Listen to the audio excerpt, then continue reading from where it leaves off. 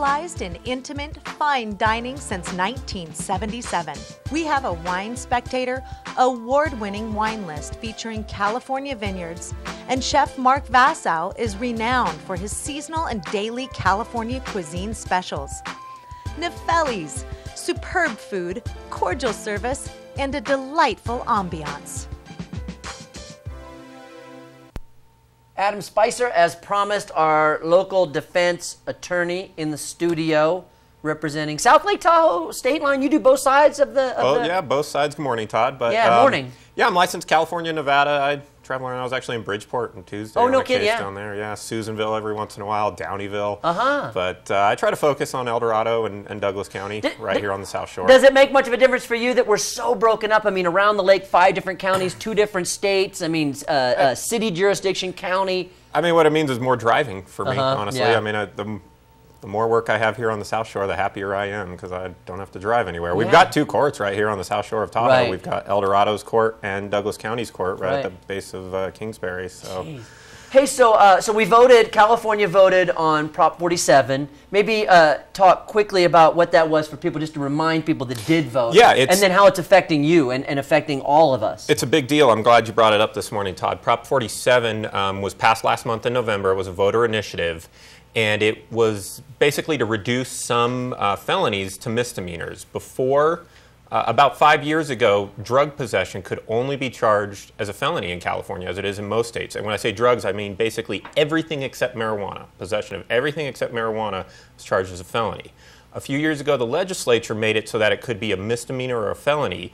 Prop 47 has now said simple drug possession in California can only be a misdemeanor. And this goes back. It does. It's retroactive. So this applies not only to people who are serving sentences for drug possession in our prisons right now. This is going to empty some people out of the prisons? Absolutely. Wow. It applies to people who are facing charges, pending charges right now. Sure. And it applies to people whose cases have already closed. So although the goal of this is to clear up some room in the prisons and in the court system, initially we expect kind of a rush of people filing Prop 47 petitions. Kevin Beck in the back directing the show. that Quaalude possession you got back in the 80s, that could be totally... Well, it's significant because a lot of people, say, hey, the only reason I'm a felon is because of this drug possession case for an ecstasy pill, a Quaalude pill, a small amount of cocaine that happened 20 years ago, and that's the only reason they're a felon. So this gives a lot of people the opportunity to go back and clean up their criminal records. So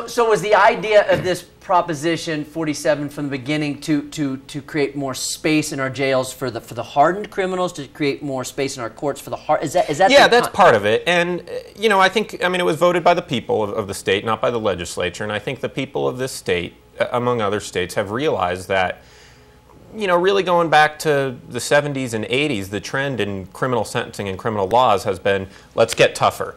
Mandatory minimums, for drugs, no excuses. Yeah, well, for lots of crimes, not just drugs. Like what other ones would be affected? You mentioned drugs as being the obvious one. Well, with regard to Prop 47, the other things that 47 affects are really the value of thefts, of property that is stolen.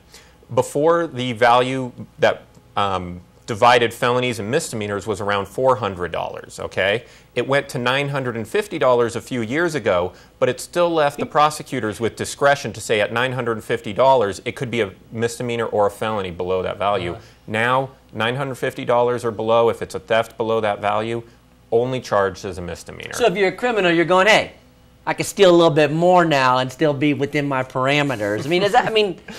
That's arguable, huh? Well, quite honestly, the people that are getting busted for these when you see that computer, you're not like pricing out, you're like, oh, I'm taking that too, if you're a crook, The idea that kind of thought goes into these crimes is kind of silly. That's me sitting here. But the other one, you and I were talking in the commercial break, is that it takes away residential burglary? Second-degree commercial burglary. So commercial means not residential. Like a business. A business, So you're better off as a crook to rob a business than a home. Yeah, and there's always been, that's the reason we've had first-degree and second-degree burglary is the law has always recognized that there's a greater danger to everyone involved if a home is involved. You break into my house, there's a big-ass danger, I'll tell you exactly. that right now. I know you're a big Second Amendment guy. You're damn so, right. You break into my house, you ain't going to be drinking. It's not just dangerous for the alleged victim, or for the potential victim, it's dangerous everybody for the in my house perpetrator is trained and up to speed, so I mean...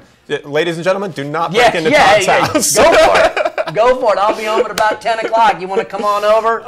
No, but the theory with these laws is you break into a business at night, there's not going to be people there. The potential for violence or... It's easy to make fun of it, but I see... And again, I'm a big advocate, of the system. You vote for it. That's what the people wanted.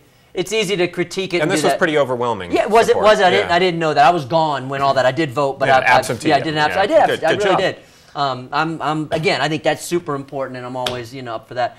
So what we got going on right now, I know the TV station does the Watch and Win certificates. I have dropped off a bunch here for half-price Prop 47 petitions. So if you see that certificate up, call in, try to win it, and give me a call. We'll clean up your felony for half price. Yeah. So this is, and again, when you came in, I always enjoyed talking to you, talking law. But that's the first thing I said is, hey, what's busy for you? And you said this Prop 47. So if you're out there and you have a felony along the lines, or a question about a current. And the truth is, my phone's ringing like crazy. People saying, hey, I got this past felony or that past felony. Most felonies are not going to qualify for this reduction. It's simple drug possession, straight drug possession, not possession for sale, not transportation, and thefts. Really anything else out there is probably not going to qualify. But if it's close to one of those crimes and you have a question about it, give me a call.